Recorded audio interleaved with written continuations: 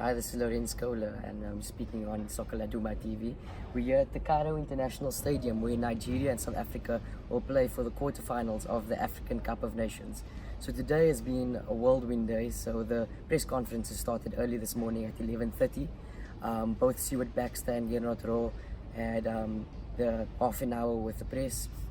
And it was a battle of the underdog tag basically. Stuart Baxter spoke first to the media, and he was addressed by one of the Nigerian journalists asking about Rohr's opinion that South Africa is now the favourites to win the African Cup of Nations after knocking out the host Egypt. Baxter obviously played it down, brought Williams out with him, who is one of the players that's also very down to earth.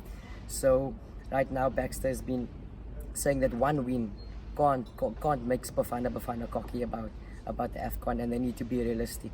He played up that Nigeria is one of the giants of the continent, and will obviously be a massive encounter. Both coaches right now confirmed that it's a clean bill of health. Nigeria is the first time they have all 23 players available for them, and South Africa also, Dean Furman is fully fit after getting a 90 minutes against Egypt in what was a spectacular game here at the Cairo International Stadium.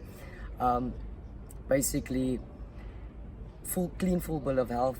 No suspensions. Bongani Zungu is only the player that's on a risk of suspension after getting a yellow card in the previous encounter. So it's going to be a massive encounter.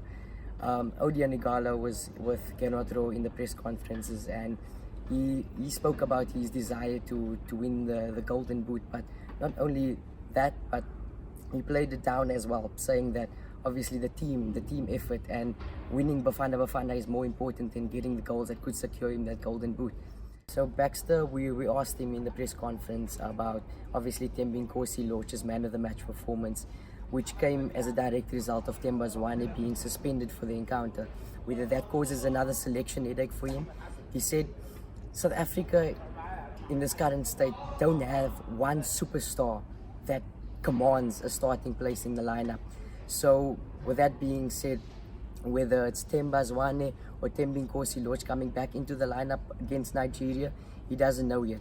He might need some fresh legs, so he'll assess the players in training, see who will be fresher on the day. And also he acknowledged that his tactical setup against Egypt will be different to his tactical setup against Nigeria. Nigeria notably have been good in attack, but they've been a bit shaky in defense. Having beaten the champions of Africa, Rohr acknowledged that it was a massive performance, almost in the same ilk as Bafana knocking out the hosts.